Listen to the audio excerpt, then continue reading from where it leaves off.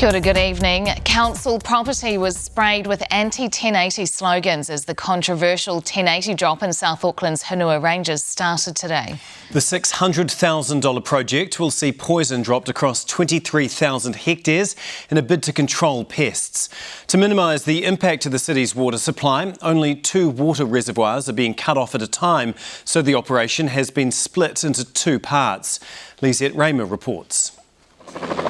A controversial aerial attack finally rolling out and under perfect conditions.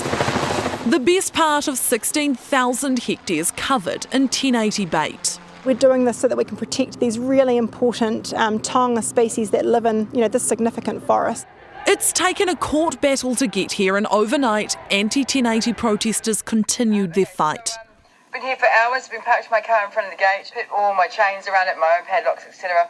But today they were nowhere to be seen. Someone, however, had left their mark. People have that right to protest and make their views known, but we would really concerned that our staff and our contractors remain safe. The Hanua Ranges south of Auckland are home to 4 reservoirs that supply around 60% of the city's water.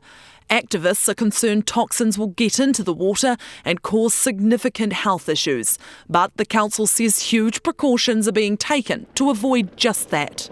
There are 3 helicopters in operation here, and around 4 times an hour they come here to refuel and reload. In an hour they're covering around 2,000 hectares of land. There is real-time GPS data collected and sent back here while they're flying so that the team can monitor where they are and where bait is being applied. We're checking all the time to make sure the bait's in the place where it should be and that there's no issues or challenges. This is what that data looks like, and this is the breakdown. First, a helicopter with a trickle bucket, which drops smaller quantities over a width of just 20 metres, traces around the boundary and exclusion zones. Then, a second helicopter extends that boundary with a larger spread.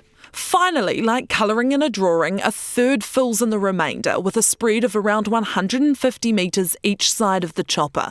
And then there are tests. Water quality testing's commenced this morning, and that water will only be turned on when we get clear water quality results after a 48-hour period. The park will be closed until the operation is complete, and a medical officer has given it the OK. That could take a week. A caution period will then remain in place for months, with dog owners warned to be careful their dogs don't eat any carcasses. Part 1 of this operation is already completed, and protesters are adamant they'll also be back for Part 2. Lisette Raymer, Newshub. And the 1080 row looks set to flare up in Northland ahead of a planned aerial drop there. Forrest and Bird says footage it's released shows the Russell State Forest desperately needs a 1080 drop to stop possums and other pests stripping the bush. But as Alexandra Nelson reports, some residents say there are better options that don't rely on the use of poison. Trees are dying and there's not a bird in sight. The Russell State Forest desperately needs to be saved from possums. Forrest and Bird says 1080 can do just that. It is a crisis. What we're seeing is the big rata, that's the ice cream for the possums. They're already dead, sadly, and the possums are now turning on the totara, and there'll be other species in line. Forrest and Bird says there's been little pest control in Northland since possums arrived there in the 1960s. And while there was a 1080 drop in the mid-90s, it's time to do it again. Between 1979 and 1993, 2 wildlife surveys, there was an 80% drop in the number of kiraru recorded, and that was showing the impact of the arrival of possums. And we're now seeing another 20-odd years on the possums hammering the forest canopy.